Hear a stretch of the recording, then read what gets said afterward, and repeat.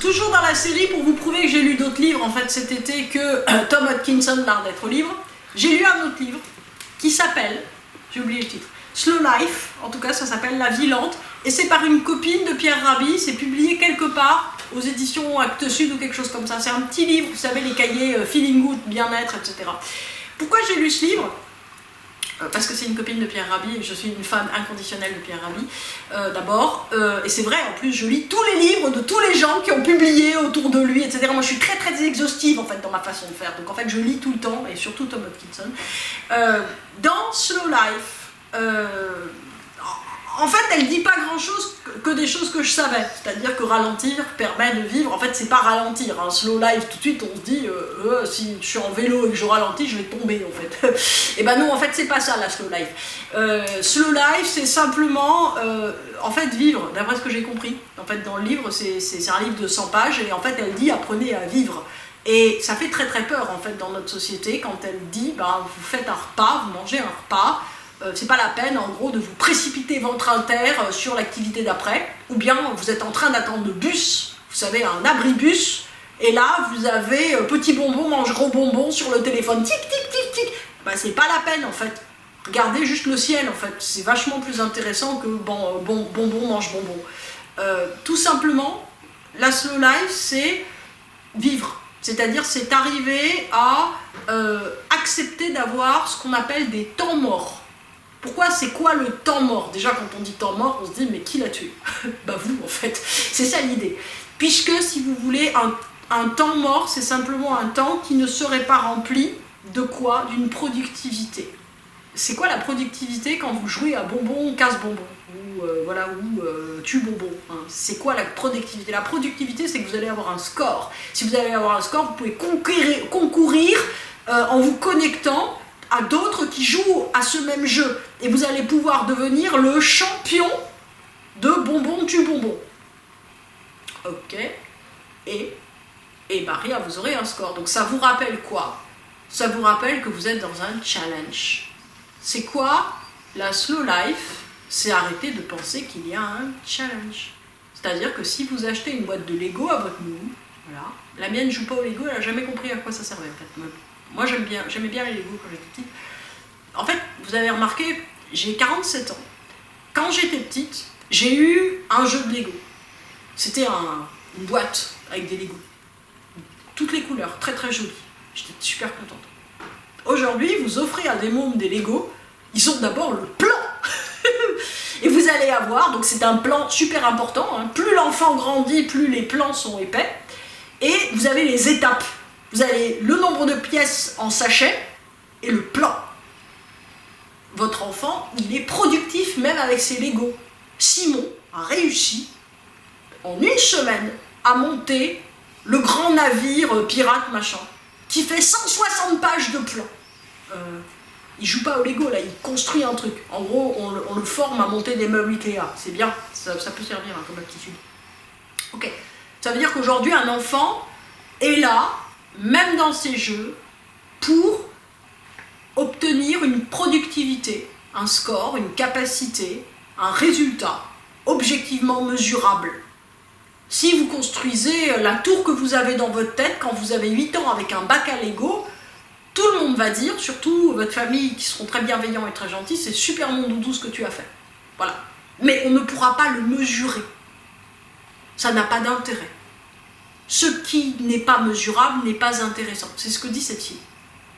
Et c'est passionnant. En fait, à force, au début, je l'ai lu, je me dis, et alors, il n'y a pas une idée dans ce truc. Et si, puisqu'elle dit que d'une certaine façon, tout dans notre société, même les petits temps morts où vous attendez le bus, doit être productif.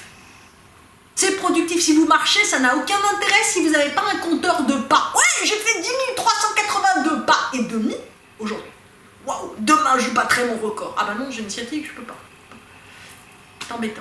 En fait, marcher n'a aucun intérêt si vous ne pouvez pas mesurer. Ouais, j'ai fait 20 km en vélo. Ouais, c'était bien le paysage en fait. Oui. Et ainsi de suite. C'est-à-dire que vous avez besoin de mesurer tout le temps. Pourquoi vous avez besoin de mesurer? Parce que vous avez été à l'école. Et à l'école, on vous a appris qu'il fallait mesurer. Quand Pierre Rabhi dit « nous ne formons pas des êtres humains, nous formons des consommateurs », il a raison. Des consommateurs. consommateurs de quoi? C'est pas simplement des gens qui vont aller au supermarché. De toute façon, les pauvres, ils n'auront pas beaucoup le temps d'aller au supermarché. Hein. Même pour s'amuser, ils n'auront pas le temps. Ça sera pour leur loisir. Parce que qu'est-ce qu'ils vont faire? Ils vont gagner de l'argent.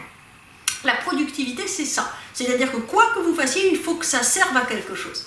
C'est-à-dire que ça n'a aucun intérêt de faire quelque chose si ça ne sert pas. Si ça ne sert pas, c'est-à-dire si d'une certaine manière, ça n'a pas une valeur évaluable.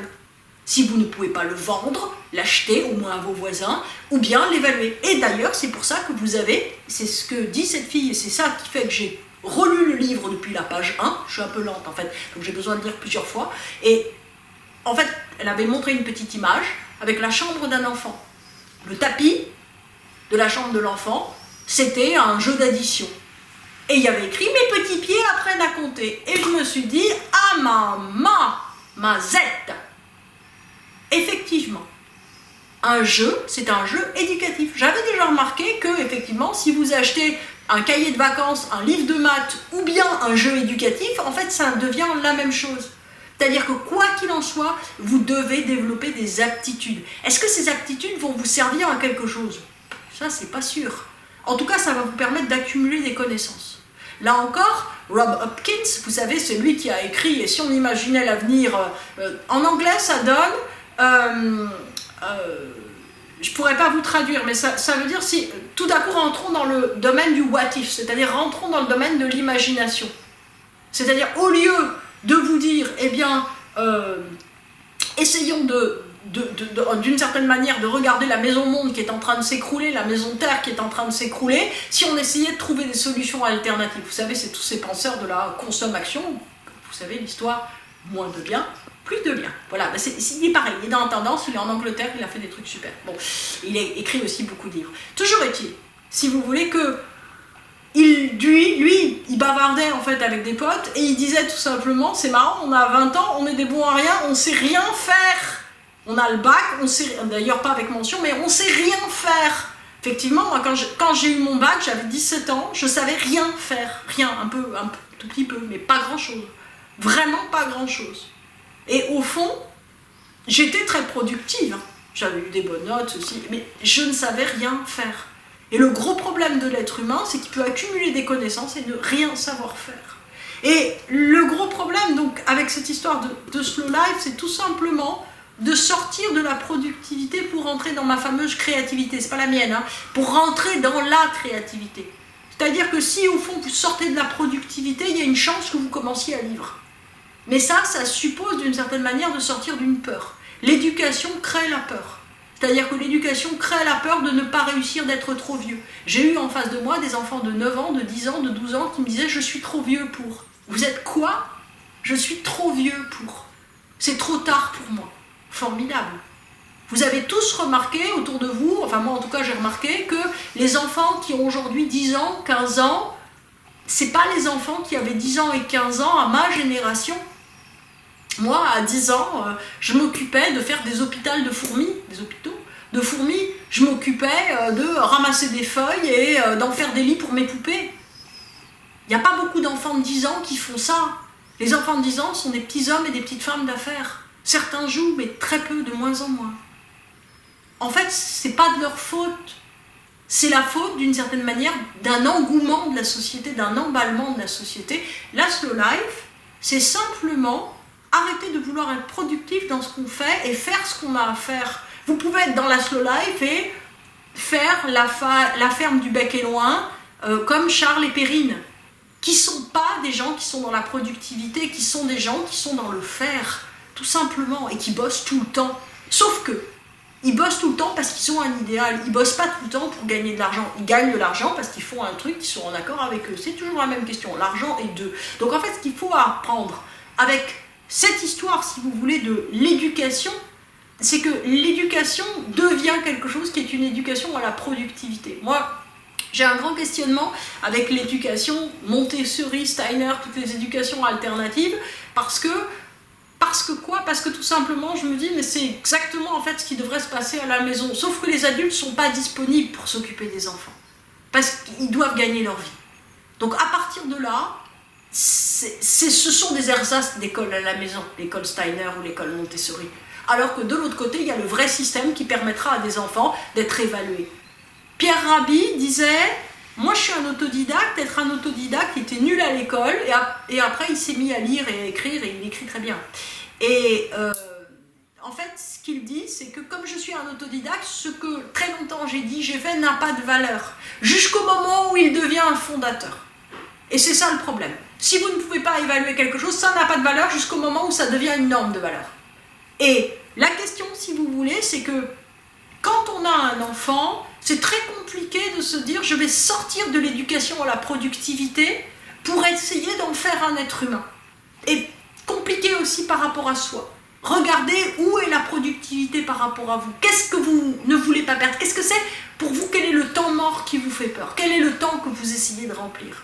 Et toute cette question-là, c'est ça en fait. En fait, je vais me rappeler du nom, c'est Candy Crush, le petit jeu là, qui doit dater de 45 ans en arrière, comme d'habitude avec moi. Mais si effectivement vous jouez à Candy Crush à l'abribus, quelque part, vous ne vivez plus. C'est ça qui vous fout dans la productivité. Si vous consultez vos mails en vous réveillant, c'est pas parce que vous avez peur de rater quelque chose. C'est parce que, d'une certaine manière, vous avez besoin de vous dire « je ne suis pas à out de la course, je ne suis pas dehors, je suis dedans ». Mais vous êtes dedans quoi?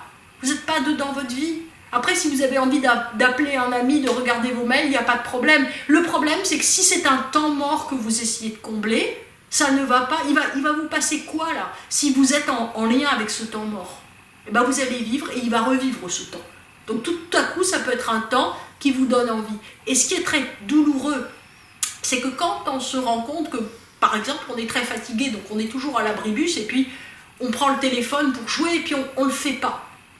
Parce qu'on est fatigué, parce qu'on a mal à la tête.